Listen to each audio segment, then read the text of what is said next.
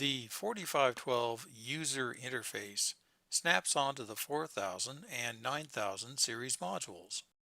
Its built-in LCD display provides a local indication of module I/O.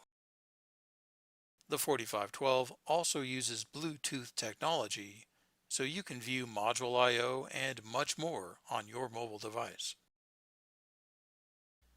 Before communicating, first load the PPS application onto your mobile device.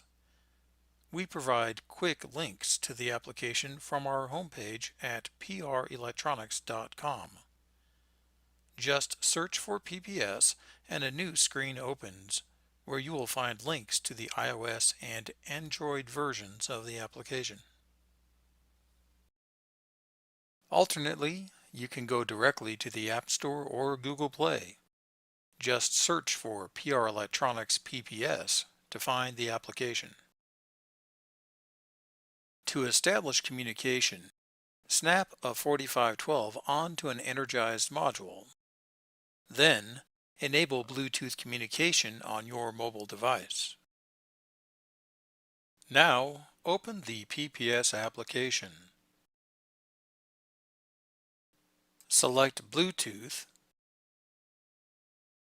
and then tap the Scan button to see all Bluetooth-enabled modules within range. Tap one of them, and the 4512 backlight on that module will start blinking. This makes it easy to identify your module among a group of PR modules mounted on DINREL. Now, tap the Connect button. If two-factor authentication is enabled in configuration, then this message appears in PPS. Note that a similar message appears on the 4512 display. You must press the 4512 OK button within 60 seconds to successfully pass authentication and open the module summary screen. If OK is not pressed within 60 seconds, then the 4512 disconnects from the mobile device. The summary screen allows you to access module functions, including data logging.